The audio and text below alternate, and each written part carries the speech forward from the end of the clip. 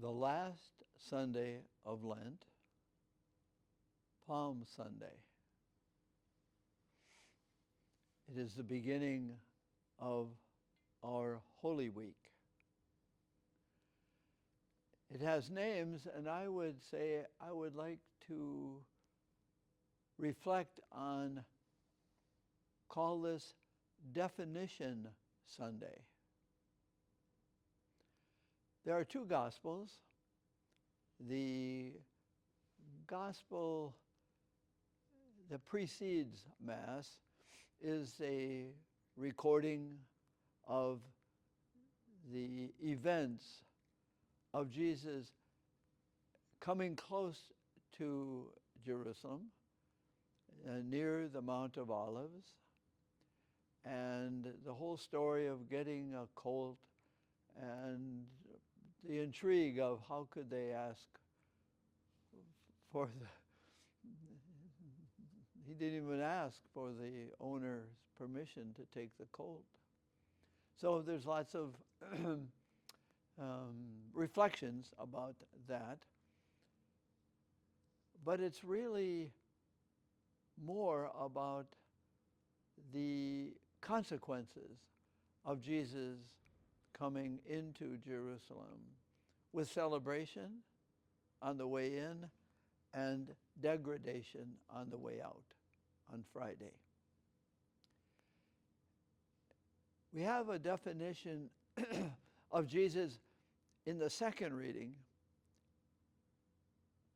where there's in chapter 2 of Philippians, he is defined as he did not cling to the dignity of equality with God, something to be clung to, but became a servant. And the first reading is a song of a more faithful and suffering servant.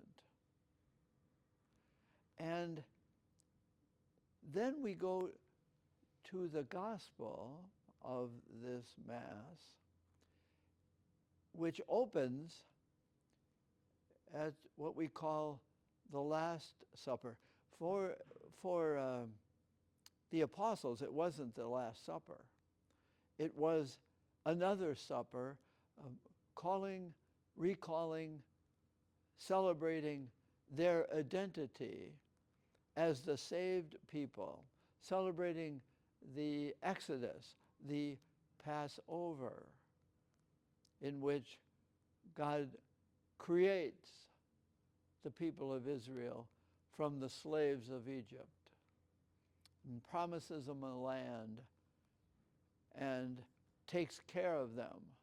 And they sacrifice a lamb and they put the blood on the doorposts and they eat unleavened bread for the journey. But he does it as a way of creating and being a new definition of God. I am the saving God. I serve my people.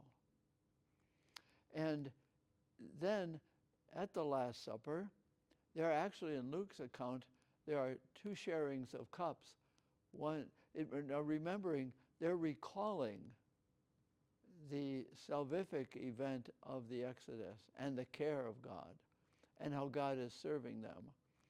And then Jesus uses that moment, that experience of recalling the Exodus to begin the new Exodus and recreating the people of God, building on the tradition of our Jewish ancestors, creating a new people of God. So he breaks the bread, blesses it according to the Jewish custom, shared it, then he takes the cup, blesses it, shares it. But right after that, it's very interesting. An argument arises about which of them would be the greatest. now they have had some wine, and it's quite a celebration, more than a little wine, usually. But they're of great spirit, and they're going to the Garden of Olives, where it was customary to pray and reflect. And on the way, they wonder who of them is considered the boss, the greatest among them. And then we have the great definition. Who is the greater, the one who sits at table or the one who serves? Isn't it the one who sits at table? And the higher up the table, the more honored they are. You want to know your title. Well, I'll give you mine. The one who sits at table is the greater, but I am among you as one who serves. That's a proclamation, a definition, an image that is then lived out in the rest of the gospel, in the rest of the passion narratives. Now, we are accustomed, we love what's new. And in hearing the gospel, you say, there's nothing new there. Tell us something new. Give us another experience. We've heard that over and over.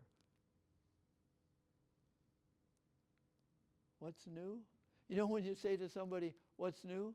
As soon as they tell you what's new, they say, oh, that's good. What else is new? We love the new.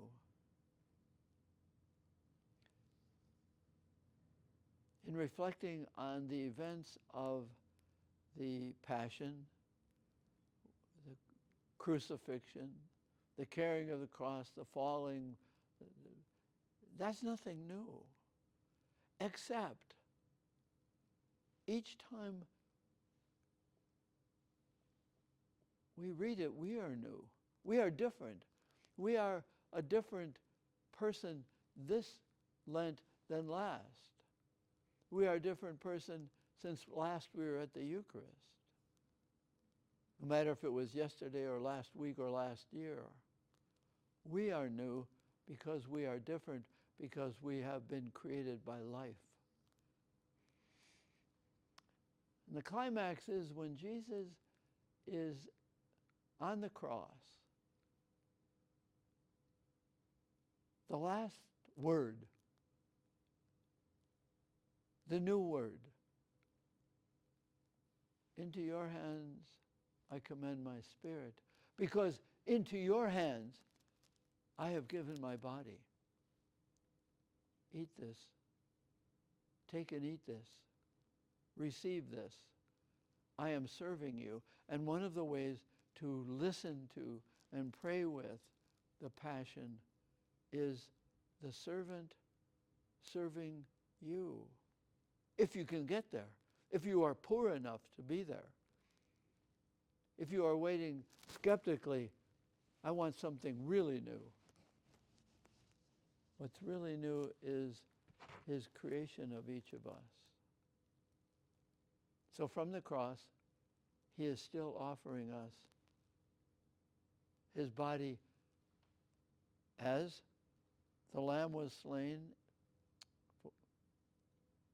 for the people of Egypt, the Jews in Egypt. The liturgy of the Passion is, into your hands I commend my spirit, into your hands I commend my body, into your life I want to be servant and care for you, if you are poor enough to let me.